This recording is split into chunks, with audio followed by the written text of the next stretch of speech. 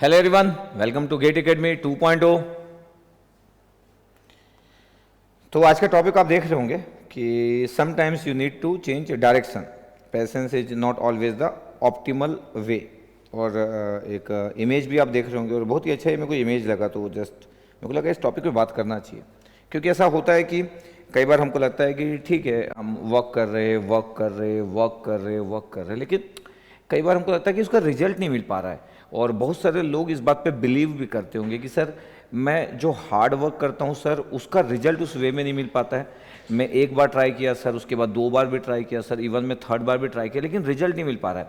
मैं बोल रहा हूँ कि अगर आपको लग रहा है कि आप अपना बेस्ट एफर्ट दे दिए एक बार, ठीक है, फिर से अपना बेस्ट एफर्ट दे दिए, लेकिन उसके बाद भी रिजल्ट नहीं मिल रहा है। सपोज करो 2 बार ऐसा हो जा रहा है कि आप जबरदस्त एफर्ट कर रहे हो लेकिन रिजल्ट नहीं मिल रहा है, इसका मतलब ना आपको चेंज करने की नीड है। क्या? डायरेक्शन चेंज करने की नीड है। इसलिए मेरे को ये इमेज आप जो देख रहे हो, ये इमेज आपको, इस इमेज से आपको कुछ तो पता चल ही रहा होगा कि आप जिस डायरेक्शन में एफर्ट कर रहे हो, आप कितना भी पेशेंस लेवल रखे रहोगे तो क्या ही होगा। मतलब वहां तो है ही नहीं ना जो आप सर्च कर रहे हो, ठीक है। तो आप कितना भी आप वेट करो, पेशेंस लेवल आप दिखाओ, आप रेडी रहो, कैसे होगा? क्योंकि आपका डायरेक्शन गलत है। इसलिए और कई बार ये बात नहीं पता चल पाती। बहुत सारे लोग जो होते हैं जिंदगी में, उनको एक्चुअली ये बात पता चलती है जब वो उस चीज को छोड़ चुके रहते हैं। उसको पता चलता है कि नहीं, वो तो मेरे पीछे था, मेरे को डायरेक्शन सिर्फ चेंज करने की नीड थी। ये जब आप इस चीज को छोड़ देते हो, गिव अप मार देते हो, लेफ्ट कर देते हो, इससे बाहर निकल जाते हो, जब आप दूर से देखते हो तो आपको पता चलता है कि आप ये मिस्टेक की। तो जिंदगी में बहुत सारे ऐसे लोग हैं जिनकी 40 एज है, जिनकी 42 एज है, जो लोग लगभग 35 से लेके 40 की एज वाले लोग हैं, इवन 30 से लेके 40 की एज वाले लोग हैं, जो लोग लेफ्ट कर चुके हैं, जो उनके ड्रीम थे, उनको सच में अब पता है कि उनको डायरेक्शन चेंज करने की नीड थी और वो कहाँ पे मिस्टेक की, लेकिन वो वापसी नहीं हो सकती। इसलिए जब कोई यंग एज में रहता है, जब उसका कोई रैंक नहीं आता है, या उसको लगता है कि मेरा जो एफर्ट है उसका रिजल्ट नहीं मिल पा रहा है, और मेरे फ्रेंड को रिजल्ट मिल गया, उस फ्रेंड को रिजल्ट मिल गया, या दुनिया में कई लोगों को रिजल्ट मिल गया, और वो उसको लगता है अपनी उसकी क्रेडिबिलिटी पे शक होने लग जाता है। जब उसके अराउंड के लोग उसकी क्रेडिबिलिटी पे शक करते, फैमिली वाले शक करते, इवन वो खुद शक करता है। सबसे इंटरेस्टिंग बात कि वो खुद भी शक करता है कि मैं ही कैपेबल नहीं हूं। तो कभी कभी उसको लगता है कि फिर मैं इतना एफर्ट करने के बाद भी क्या होगा। तो मेरे को लगता है कि आप अपना बेस्ट एफर्ट मारो, बट अगर रिजल्ट के फॉर्म में कन्वर्ट नहीं हो रहा है, क्योंकि कभी कभी बेस्ट एफर्ट भी रिजल्ट का फॉर्म में नहीं आ पाता है, तो आपको एनालिसिस करने की जरूरत है, सेल्फ एनालिसिस करने की जरूरत है। तो अभी का जो टाइम है वो सेल्फ एनालिसिस बहुत ही इंपॉर्टेंट पार्ट है कि आप अपना एनालिसिस कर रहे हो, आप देख रहे हो यार कि आप सही डायरेक्शन में तो एफर्ट मार रहे हो कि नहीं मार रहे हो। सर सबसे इंपॉर्टेंट बात यह है सर कि यही नहीं पता चल पाता है कि ये सही डायरेक्शन में हमारा एफर्ट है कि नहीं। तो सर कैसे जज करें सर कि सही डायरेक्शन में एफर्ट है कि नहीं? मैं बोल रहा हूं कि ये जस्ट एक फील है, इंटरनल फील है कि जब आप अपना बेस्ट एफर्ट दे दिए, जब आपको चीजें आती है, उसके बाद भी आपसे एग्जाम में नहीं बन रहा है, तो आपको देखना है कि कहाँ पे आपकी प्रॉब्लम है। आपका प्रैक्टिस में आपकी प्रॉब्लम है, कि आपके कॉन्फिडेंस में प्रॉब्लम है, कि आपको तरीके को चेंज करने की जरूरत है। आपको हो सकता है अपनी स्टाइल चेंज करने की नीड हो। आप एक ही सब्जेक्ट को 2-2, 4-4 बार पढ़ रहे हो लेकिन कनेक्ट नहीं कर पा रहे हो।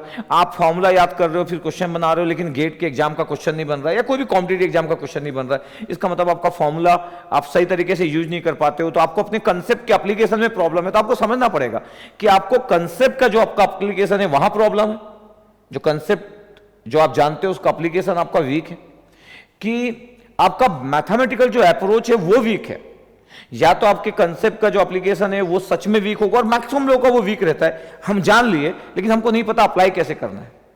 ये बहुत सारे लोगों की प्रॉब्लम है। सेकंड, कई लोगों का मैथमेटिकल अप्रोच ही स्ट्रांग नहीं है। अब आप गेट जैसा एग्जाम दे रहे हो, वो तो पूरा मैथमेटिकल क्वेश्चन है।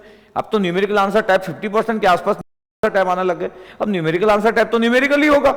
तो जब पूरा पेपर ही न्यूमेरिकल अप्रोच के अंदर जा रहा है, day by day numerical approach के अंदर जा रहा है, तो फिर आप कैसे तरीका चेंज नहीं करोगे? करना पड़ेगा। तो हो सकता है आपका मैथमेटिकल जो थॉट प्रोसेस हो बहुत ही स्ट्रांग ना हो। आपके क्वेश्चन को रीड करने वाला पार्ट हो सकता है आपका वीक हो। आप क्वेश्चन को अच्छे तरीके से रीड नहीं कर पाते हो, इसलिए आपको प्रॉब्लम होती, तो वो आपको इंप्रूव करना पड़ेगा। तो मैथमेटिकल अगर सेक्शन आपका वीक है, जहां पे थॉट प्रोसेस की नीड है, जहां पे लिखने की नीड है, वो आपका वीक है, वो उसको स्ट्रांग करो। आपको लगता है कि आप न्यू क्वेश्चन का अटेम्प्ट अच्छा नहीं ले पाते हो, आप एफर्ट तो बहुत करते हो, बहुत पढ़ते भी हो, लेकिन न्यू क्वेश्चन को देख के डर जाते हो। इसका मतलब है कि फिर सर मैं क्या करूं? क्योंकि आपका फंडामेंटल वीक है। आपका फंडामेंटल वीक है और आपका वो जो क्वेश्चन का जो फॉर्मूला है उसके बीच का प्रोसेस मिसिंग है, इसलिए आपको नया क्वेश्चन से डर लगता है, क्योंकि नया क्वेश्चन तो कहीं से भी आ सकता है। तो आपको ना रिजल्ट पता है लेकिन उसके रिजल्ट की स्टोरी नहीं पता, आपको रिजल्ट का एप्लीकेशन नहीं पता, इसलिए आप नए क्वेश्चन से डरते हो। तो ये एनालिसिस कौन करेगा? ये एनालिसिस आपको करना पड़ेगा। इसलिए मेरे को लगता है कि कई बार इंसान को डायरेक्शन चेंज करने की नीड होती है। दुनिया में बहुत सारे लोग डायरेक्शन चेंज करते हैं, बहुत सारे लोग डायरेक्शन चेंज करते हैं, यकीन। और हर व्यक्ति में वीकनेस होती है। ऐसा नहीं है कोई स्पोर्ट्समैन रहता है, कोई क्रिकेटर है, उसको लग रहा है कि मैं बॉल ऑफ की बॉल पे आउट हो जा रहा हूं या शॉर्ट पिच बॉल पे आउट हो जा रहा हूं, तो प्रैक्टिस करता है। लेकिन उसके पास, ठीक है, उसके पास कोच होता है, कोच बताने के लिए होता है कि भैया तुम्हारा शॉर्ट पिच बॉल में प्रॉब्लम है, और सामने वाले को पता चल गया तो फिर वो शॉर्ट पिच बॉल बार बार फेंक रहे। जैसे विनोद कामली है, उसका कैरियर इसलिए बर्बाद, कैरियर मतलब डिस्ट्रॉय हो गया क्योंकि शॉर्ट पिच बॉल को खेल नहीं पाता था, और ये सामने वाले को पता चल गया और ये उसको इंप्रूव नहीं कर पाया, तो बस इंटरनेशनल कैरियर बहुत जल्दी एंड हो गया। सौरभ गांगुली की भी प्रॉब्लम ये थी कि शॉर्ट पिच बॉल को खेल नहीं पाता था, लेकिन उसके पता चल गया तो वो रेडी रहता था शॉर्ट पिच बॉल के लिए, और एकदम बिंदासी से शॉर्ट पिच बॉल को खेलता था। आउट भी हुआ, लेकिन फिर धीरे धीरे लोग मानना चालू कर दिए कि भाई शॉर्ट पिच बॉल को भी मारता है करके ये, और उसके लिए बहुत प्रैक्टिस किया होगा। तो लोगों को एफर्ट करना पड़ता है अपनी वीकनेस पे। अगर आप अपनी वीकनेस को ऐसे छोड़ दोगे तो वीकनेस बिग फॉर्म ले लेगी और आपको पता ही नहीं चलेगा। इसलिए लोगों को अपनी वीकनेस पे काम करना पड़ता है, और कई बार ये वीकनेस पे काम करना ही डायरेक्शन चेंज करना होता है। तो मेरे को लगा कि अभी ये समय की मांग है। अभी स्टूडेंट लोग, बहुत सारे लोग डिमोटिवेटेड है कि क्योंकि बहुत सारे बातें होगी, कोई अभी कई लोग बोलेंगे कि अभी देखो कई लोग का रिजल्ट आ रहा है, कई लोग कितने गजब परफॉर्मर है, कई लोग मिठाई बांटेंगे अपने सिटी में, अपने मोहल्ले में, अपने गाँव में, कई लोग अपने बैचमेट्स में, और कई लोग देखते रहेंगे मिठाई खाते खाते। कई लोग सोचेंगे कि कई लोग कॉन्ग्रेचुलेशन लिखते लिखते उनको रोना आएगा, कॉन्ग्रेचुलेशन तो लिखना पड़ेगा, रोना आएगा कि मेरे में से क्या कमी है करके। तो कई बार डायरेक्शन चेंज करने की नीड होती है, और कई बार ऐसा होता है। बहुत सारे ऐसे लोग होते हैं जो उनको बहुत जल्दी सही तरीके से चीजें नहीं मिल पाती, लेकिन उनमें पोटेंशियल होता है। और अगर वो डायरेक्शन चेंज करे और अगर वो सोचे कि यार मैं क्या क्या कर सकता हूं, मैं अपनी वीकनेस पे कैसे काम कर सकता हूं, हो सकता है कि वो इतना लंबा जंप मारे कि लोग देखते रह जाए। तो इंसान को सेल्फ एनालिसिस करने की नीड होती है। कई बार वो समझ नहीं पाता है, कई बार वो उसका रूटीन जो लाइफ है उसमें सेल्फ एनालिसिस का कोई उसके लिए स्कोप ही नहीं रखता है। वो उसको लगता है दिन चालू हुआ है, वो सोचता है कल करूंगा, फिर वो सोचता है आज का दिन निकला, कल करूंगा। मैं यकीनन बोल रहा हूं, क्योंकि ऐसा नहीं हो कि मैं कोई बेस्ट पर्सन हूं, मैं भी कई बार टालता हूं और वो हैबिचुअल होना चालू हो जाता है। लेकिन मैं डरता हूं, जो व्यक्ति डिले करते जाता है, जो व्यक्ति, मैं भी डिले करता हूं, ऐसा नहीं कि मैं डिले नहीं करता हूं, क्योंकि मैं कोई परफेक्ट तो हूं नहीं, हर व्यक्ति कोई मतलब प्रॉब्लम है, लेकिन मैं कम करता हूं ऐसी चीजें। लेकिन मैं भी मिस्टेक करता हूं, मैं भी डिले करता हूं, लेकिन कई लोगों की हैबिट में शामिल हो जाता है, वो हैबिचुअल हो जाते हैं। कल, परसों, आज बैठ के वो 6 महीने बाद का ड्रीम बड़ा सा देखते हैं। जब 6 महीने कंप्लीट हो जाता तो अगले 6 महीने बाद का ड्रीम देखते। तो कुछ लोग बड़े बड़े ड्रीम देखते, लेकिन वो अगले 24 घंटे में कुछ एग्जीक्यूट करने पे बिलीव नहीं करते, या अगले पल एग्जीक्यूट करने में बिलीव नहीं करते। कई स्मोकिंग करने वाले लोग, पार्टी करने वाले लोग सोचते हैं कि आज रात भर तो पार्टी कर ली जाए, कल सुबह से देखना दुनिया चेंज होगी, सुबह से भागना चालू करूंगा। इवन 1-2 दिन भाग भी जाते, तीसरे दिन वही जिंदगी, वही सब चीजें।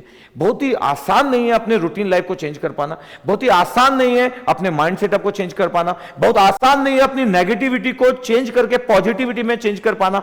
सच में टफ है, लेकिन ये टफ चीज अगर करोगे तो ही तो टफ पर्सन बनोगे, तो ही तो जिंदगी में कोई अचीव कर पाओगे। मजाक अगर होता तो हर व्यक्ति कर पाता, अगर ये गेम खेलने समान होता तो हर व्यक्ति कर पाता, हर व्यक्ति ट्राई करता और थोड़े से एफर्ट में कर पाता। लेकिन ये समझ, ये मतलब तपस्या है, ये एक बिग तपस्या है। बोला जितना भी हम सुनते हैं ना, पुराण कथाओं वगैरह में सुनते हैं कि वो तपस्या किया था, फिर ब्रह्मा बुलाए, ब्रह्मा बोले क्या वरदान चाहिए, तो हर व्यक्ति तपस्या करके नहीं पाया था। गिनती के लोग होंगे ना, जो हम गिन सकते, इतने लोग जो तपस्या करते थे। अलग बात है कि पुराण वगैरह में जो भी लिखा है, लेकिन मैं बोल रहा हूं कि बिना तपस्या के, उनसे हम क्या सीखते हैं? बिना तपस्या को किसी को कुछ नहीं मिलता जिंदगी में, कुछ मैजिक नाम की चीज नहीं होती है, और जो मैजिक होता है वो सच नहीं होता है, समझ रहे हो ना, और वो टेम्पररी होता है। जो मैजिक होता है ना तो सच होता है ना, वो वैसे भी वो टेम्पररी होता है। इसलिए तपस्या के लिए रेडी रहो, डायरेक्शन चेंज करने के लिए रेडी रहो, अपना सेल्फ एनालिसिस करो, देखो प्रॉब्लम कहां पे है, देखो जरा आप अपनी जिंदगी में सही तरीके से जा रहे हो कि नहीं जा रहे हो, अपने टाइम को यूज करते हो कि नहीं, आपका माइंड सेटअप पॉजिटिव है कि नहीं। क्योंकि अगर आप ये चीज चेक नहीं करोगे और फिर पढ़ने बैठ जाओगे, सपोज करो इन सब चीजों को बिना चेक के फिर पढ़ने बैठ गए, रिजल्ट यकीनन फिर से 2022 में वही होगा जो 21 में, इवन 2023 में भी वही होगा जो 2021 में। रिजल्ट बार बार सेम रिफ्लेक्ट होते जाएगा और आप डिप्रेशन के शिकार होते जाओगे, क्योंकि आप समझ नहीं पा रहे हो खुद को। सबसे पहले ना खुद को समझना जरूरी है।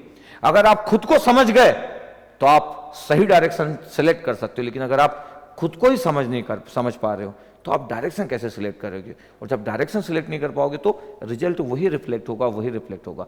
और जैसे जैसे समय गुजरेगा कुछ लोग आपके बाजू से क्रॉस हो जाएंगे, कुछ लोग आपको दूर दिखते हुए रखेंगे। आप लोगों को देख के डिप्रेस हो सकते हो, लोगों को देख के आप पार्टी कर सकते हो, लोगों को देख के आप पार्टी करते हुए गाली दे सकते हो, फेसबुक में उनको देख के थोड़ा सा अंदर से फील कर सकते हो, जलन वाला जो नहीं होता एकदम। कोई आप किसी को मतलब नहीं कि आप कितने दुखी हो किसी को देख के, आप कितने परेशान हो किसी को देख, किसी को क्या करना, आपकी जिंदगी है। आप अगर अपने लिए प्लान नहीं किए थे, आपने अपने एग्जीक्यूशन के लिए नहीं किए थे, आपने कंप्रोमाइज करने के लिए रेडी नहीं थे, तो आप ये सब डिजर्व करते हो क्या? लोगों को देख के दर्द, ये आप डिजर्व करते हो। तो अगर आप लोगों को देख के दर्द अगर नहीं फील करना चाहते हो तो कंप्रोमाइज करना सीखो और अपने पेन से लड़ना सीखो, तब जाके दूसरों को देख के दर्द नहीं होगा। खुद के लिए दर्द क्रिएट करके कंप्रोमाइज करना सीखो, ठीक है, चीजें बेटर होगी। तो ठीक है, मेरे को लगा इस टॉपिक पे बात करते। आई होप आपको ये वीडियो पसंद आया होगा। आप जरूर कमेंट सेक्शन में बताइएगा कि ये वीडियो आपको कितना अच्छा लगा तो आप शेयर कीजिएगा, ठीक है। और मैं आपके ओपिनियन जानना चाहूंगा कि आपका क्या ओपिनियन है। और मेरे को लगता है कि ये बहुत सारे एस्पिरेंट लोग की प्रॉब्लम है और इस प्रॉब्लम से बहुत सारे लोग जूझ रहे होंगे, तो मेरे को लगा कि इस बारे में मेरे को बात करना चाहिए, ठीक है। Okay, thank you.